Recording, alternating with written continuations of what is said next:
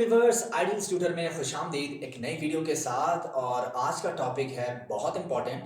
और वो लोग जो फ्रीलांसिंग से बोर हो जाते हैं, या वो लोग जो फ्रीलांसिंग करते करते डल हो जाते हैं, या समझते हैं कि अकेला काम कर रहे हैं घर बैठे तो बड़ा मुश्किल हो रहा है, कम्युनिटी नहीं है, लोग नहीं है, सोशल एक्टिविटी नहीं है।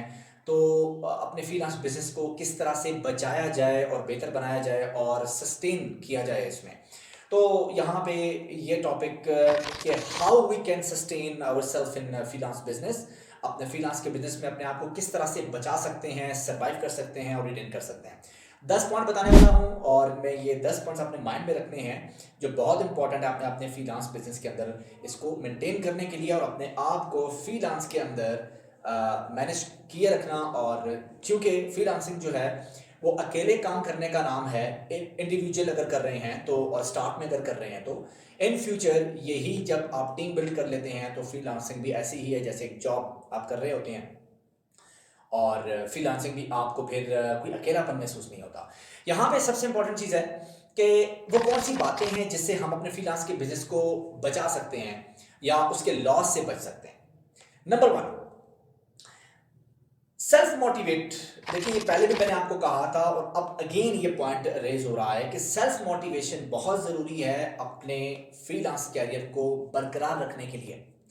सेल्फ मोटिवेशन कैसे होती है? मैं अकेला काम कर रहा हूँ, एक रूम के अंदर बंद जो है वो क्लाइंट से बात कर रहा हूँ, प्रोजेक्ट बिड कर रहा हूँ, और मैं एक साइकिल को फॉलो किए हुए हैं। प्रोजेक्ट आ रहे हैं, मैं उस पर बिड करता हूँ, क्लाइंट को मैनेज कर रहा हूँ, बात होती है, प्रोजेक्ट करता हूँ, पैसे मिल जाते हैं।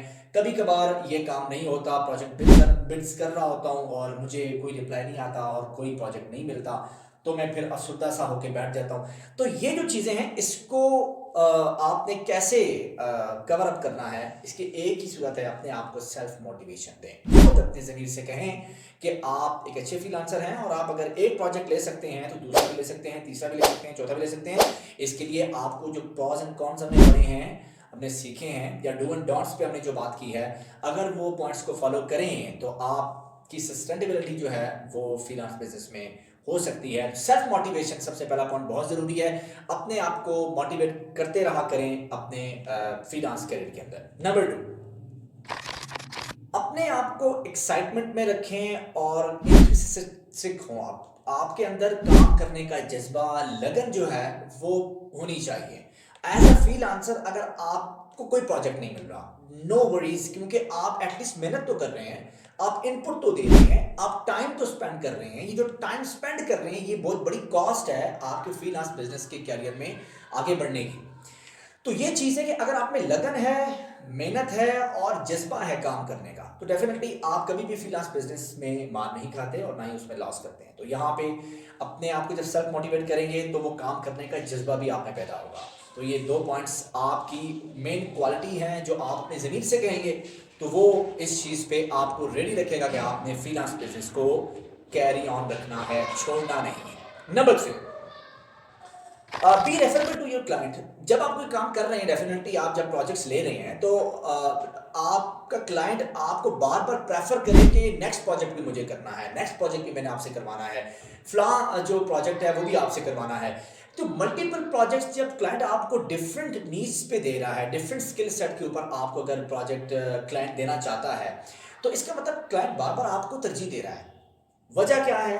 क्योंकि आपने फ्रीलांस के अंदर उस क्लाइंट को क्वालिटी सर्विस दी है। अपने आप को इस काबिल बना लें फ्रीलांस में कि बार बार वो क्लाइंट आपको डिफरेंट काम के लिए हायर करे। अब यहाँ पे क्वेश्चन है कि सर मुझे एक ही स्किल आती है तो मैं डिफरेंट स्किल्स के ऊपर कैसे काम करूंगा? इसका पॉइंट लास्ट पॉइंट पे जाके इसको हम डिटेल में देखेंगे, क्योंकि अगर आपसे वो काम नहीं होता तो डेफिनेटली आपका कोई ना कोई कम्युनिटी में, टीम मेंबर में ऐसा कोई बंदा तो होगा जो वो स्किल पे काम कर सकता है, तो आप उसको हायर कर सकते हैं, काम उसको आउटसोर्स कर सकते हैं।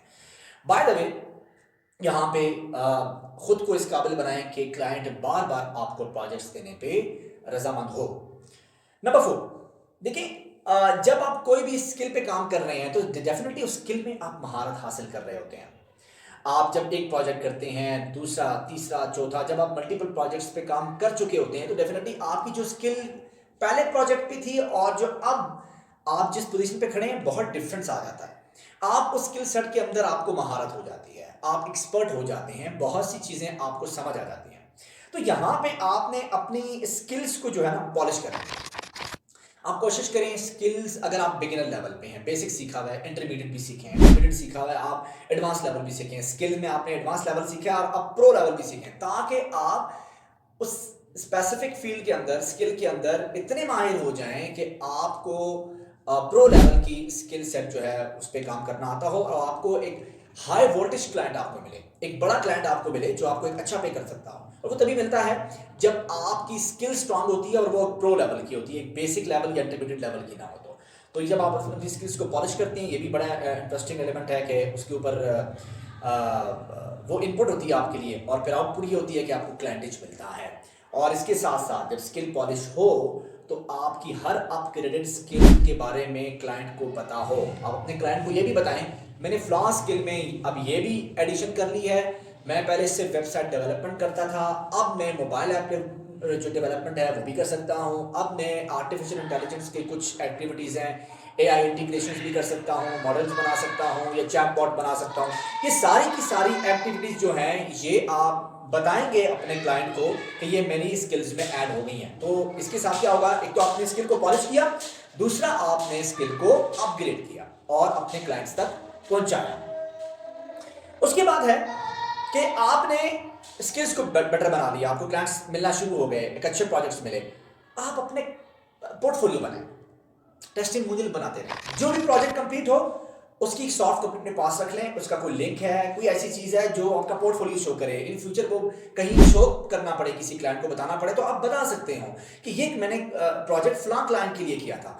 तो जब आप अपना हर क्लाइंट का प्रोजेक्ट जो आपने किया है सक्सेसफुली, वो आप अपने पास रखेंगे और उसको दूसरों तक शोकेस कर सकते होंगे, तो डेफिनेटली आप अपने फ्रीलांस के बिजनेस में मार नहीं खाएंगे। आप जितना अपना पोर्टफोलियो डिजाइन करेंगे, जितना आप अपनी प्रोफाइल को अपडेट करेंगे अपने पोर्टफोलियो से, आप फ्रीलांस के बिजनेस में कामयाब हैं और कभी भी आप फ्रीलांस के बिजनेस में मायूस नहीं होंगे। अब यहां पे एक और इंटरेस्टिंग चीज आती है। नेक्स्ट, क्लाइंट को लालच भी चाहिए होती है। लालच इन सेंस के वो $100 का काम आपसे $50 में करवाना चाहता है। तो जनाब ये लालच खुद ही पैदा कर दें। आप अपने क्लाइंट को डिस्काउंट ऑफर करना शुरू कर दें, स्पेशली वो क्लाइंट्स जो पुराने हैं, बार बार आपको काम दे रहे हैं, आप उनको डिस्काउंट्स ऑफर करें। अगर वो $100 का प्रोजेक्ट देते हैं, आप $90 में या $80 में करें और ये कहें कि बिकॉज ऑफ क्लाइंटेज जो है वो आप बड़े स्ट्रॉन्ग क्लाइंटेज में हैं हमारे और आप रेगुलरली हमसे प्रोजेक्ट करवाते हैं, तो इस बेसिस पे हम आपको डिस्काउंट ऑफर करते हैं। आपका जो भी प्रोजेक्ट होगा हम उस पर 10% डिस्काउंट ऑफर देते हैं आपको। ये डिस्काउंट ऑफर जो है ना, ये आपका रिस्क बंद नहीं करेगी। ये सबसे बड़ा एलिमेंट है जो आप अपने फ्रीलांस बिजनेस में अवेल करते हैं और जब डिस्काउंट देते हैं तो फ्रीलांस का बिजनेस में कभी मायूस नहीं होते, क्योंकि प्रोजेक्ट्स आपको रेगुलरली मिल रहे होते हैं। तो ये एलिमेंट देखना बहुत ज़रूरी है और इसके ऊपर फोकस करना बहुत ज़रूरी है कि आपने डिस्काउंट कहाँ, कैसे और कब देना है। ये आप जब फ्रीलांसिंग करेंगे, इस प्रैक्टिकल लाइफ के अंदर आएंगे, तो खुद आपके माइंड में चीज़ें आएंगी और आप सोचेंगे और देखेंगे कहाँ पे किस क्लाइंट को किस बेसिस पे कितना डिस्काउंट ऑफर कर सकते हैं। बाय द वे, ये एलिमेंट होना बहुत ज़रूरी है जिसकी वजह से आप अपने फ्रीलांस के बिजनेस में तरक्की कर सकते हैं, मायूस नहीं होंगे और ना कभी आपको फ्रीलांस के बिजनेस में लॉस होगा।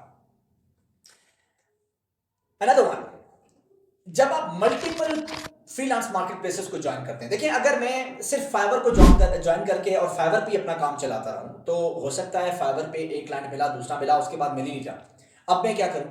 अब चूंकि मैं एक सिंगल फ्रीलांस मार्केट प्लेस पे काम कर रहा हूं, तो मेरे पास कोई और मार्केट प्लेस नहीं है, तो मैं अब क्या करूं जब काम नहीं मिल रहा? तो ऐसा होता है, आप मल्टीपल मार्केट प्लेसेस को ज्वाइन करें, सिर्फ फाइवर को ना चूज करें। आप guru.com पे भी जाएं, वहां भी प्रोफाइल बनाएं, वहां पे भी फ्रीलांसिंग करें।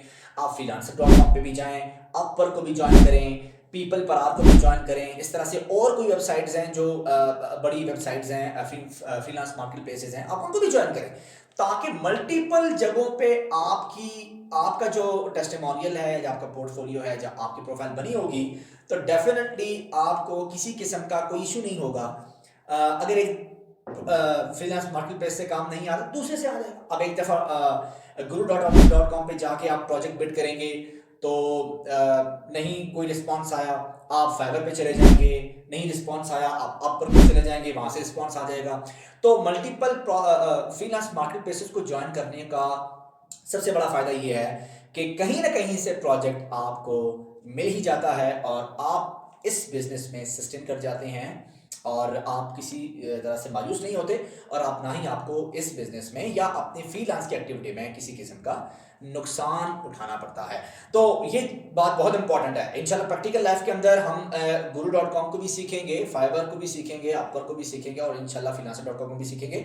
इसलिए कि मल्टीपल फ्रीलांस मार्केट प्लेसेस पे होना, अपनी प्रेजेंस रखना इसलिए ज़रूरी है कि फ्रीलांस कैरियर के अंदर खुद को सस्टेन कर सकें। नंबर 9, जितने भी प्रोजेक्ट्स आपको मिलते हैं उन प्रोजेक्ट्स का रिकॉर्ड आपके पास हो। फलां डेट को ग्राफिक डिजाइनिंग का ये प्रोजेक्ट फलां क्लाइंट का मिला था, यानी क्लाइंट का रिकॉर्ड भी होगा और प्रोजेक्ट का रिकॉर्ड भी होगा। ये दोनों रिकॉर्ड होना बहुत जरूरी है। ये प्रोजेक्ट का रिकॉर्ड रखना जरूरी इस वजह से है कि आपके पास जब रिकॉर्ड होता है ना तो आप अपने उसमें देख रहे होते हैं कि आपका किस रेट से आपको प्रोजेक्ट मिल रहा है।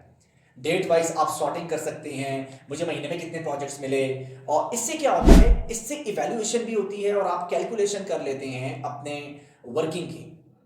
आप कैलकुलेशन करते हैं कि आपने एक महीने में कितने प्रोजेक्ट्स पे काम किया और उन प्रोजेक्ट्स का क्या डेडलाइन थी, क्या बजट था, क्लाइंट कहाँ से था, क्लाइंट का नाम क्या था, क्लाइंट ने उसमें से किसी में से कोई बोनस मिला था, फीडबैक कैसे मिला। ये सारी की सारी चीज़ें जब आप मैनेज करेंगे तो एटलीस्ट आप स्ट्रीमलाइन रहेंगे अपने डाटा के साथ। आपको पता होगा आपने कब और कौन सा प्रोजेक्ट कब किया, कितनी अर्निंग की। इससे आपको अर्निंग एवरेज भी पता चलती है और इससे आपको rate of winning the project भी पता चलता है कि आपको कितने टाइम के बाद कितने प्रोजेक्ट्स और किस किस वेबसाइट से मिलते रहे। ये चीज़ मेंटेन करना बहुत ज़रूरी होता है और इसको मेंटेन करना चाहिए। Last but not the least, आप कोशिश करें, एक इंडिविजुअल फ्रीलांसर जब ये समझता है कि अब उसने बहुत सारे प्रोजेक्ट्स कर लिए हैं और क्लाइंटेज ऐसा बनता जा रहा है जिसमें मेरी स्किल्स से हट के भी कोई स्किल्स रिक्वायर्ड है, तो आप बिजनेस कोलैबोरेशन शुरू कर दें, एक्सपर्ट लोगों से मिलें, एक्सपर्ट लोगों की टीम बनाएं ताकि आपकी स्किल्स से हट के कोई प्रोजेक्ट और आपको मिलता भी है आप उसको आसानी से आउटसोर्स कर सकें। ये फ्रीलांस का वो स्टेज है जहां पे एक सक्सेसफुल फ्रीलांसर अपने बिजनेस कैरियर बना रहा होता है फ्रीलांसिंग में। जी दोस्तों, अगर आप एक स्किल पे काम कर रहे हैं ना तो कोई इशू नहीं है। अगर आपके स्किल के अलावा कोई स्किल ऐसी है जिस पे क्लाइंट आपको काम देना चाहता है तो बिजनेस कोलैबोरेशन करें, एक्सपर्ट लोगों को हायर करें, उनके साथ अपने बिजनेस रिलेशंस रखें, मीटिंग्स करें, एमओयू साइन कर लें, जो भी इसमें करते हैं ताकि एक्सपर्ट लोगों को आप अपना जो प्रोजेक्ट्स हैं जो आपकी स्किल से हटके आप उनको आउटसोर्स कर सकें। आउटसोर्स किसी भी प्रोजेक्ट को तभी किया जाता है जब एक फ्रीलांसर इंडिविजुअल बेसिस पे एक अच्छी प्रैक्टिस कर चुका होता है और वो इतना समझदार होता है कि वो प्लेटफॉर्म को भी समझता है, वो पेमेंट टर्म्स को भी समझता है, प्रोजेक्ट की डिस्क्रिप्शन को भी समझता है, क्लाइंट से बात करना और कम्युनिकेशन के एलिमेंट को भी समझता है। ये तमाम बातें जब समझ लेता है तो डेफिनेटली आउटसोर्स का एलिमेंट जो है वो बेहतर समझता है और वो उसको आउटसोर्स करने की कैपेबिलिटी भी रखता है। तो जनाब, ये वो 10 पॉइंट्स हैं जिसकी मदद से आप अपने फ्रीलांस के बिजनेस में सस्टेन कर सकते हैं, मायूस नहीं होंगे, फ्रीलांस को कंटिन्यू रखेंगे और at end of the day एक वक्त ऐसा आएगा जिसमें आप अपना बिजनेस चला रहे होंगे, अपना सॉफ्टवेयर हाउस चला रहे होंगे, आपको किसी फ्रीलांस प्लेटफॉर्म की जरूरत नहीं होगी, क्लाइंटेज डायरेक्टली आपको कांटेक्ट करके आपको प्रोजेक्ट्स दिया करेगा और आपने अपने मुलाजिम रखे होंगे, एम्प्लॉयज रखे होंगे, वो आपके बेसिस पे काम कर रहे होंगे। यहाँ पे इन 10 पॉइंट्स का समझना, सीखना और इसकी प्रैक्टिकल लाइफ के अंदर, फ्रीलांस की प्रैक्टिकल लाइफ के अंदर इसको अडॉप्ट करना बहुत ज़रूरी है ताकि आने वाले लोग, जनरेशन भी फ्रीलांसिंग पे मोटिवेशन हो, उसके लिए मोटिवेशन हो और वो फ्रीलांसिंग की तरफ आएँ, घर बैठे रोज़गार कमाएं। और अगर आपको ये वीडियो अच्छी लगी है, पॉइंट समझ आए हैं, आपकी फ्रीलांस बिजनेस में इससे बेहतरी आई है तो ज़रूर जो है वो आप लाइक और शेयर भी करें, कमेंट बॉक्स में भी लिखिएगा और इंशाल्लाह कमेंट बॉक्स में जो भी होगा उसका रिप्लाई भी आपको मिलेगा। चैनल पे नए हैं आप सब्सक्राइब करें। बनता ना चीज़ को आपने दुआ में याद रखना है। एक नए वीडियो के साथ, नए टॉपिक के साथ फिर मिलेंगे, तब तक के लिए अल्लाह हाफ़िज़।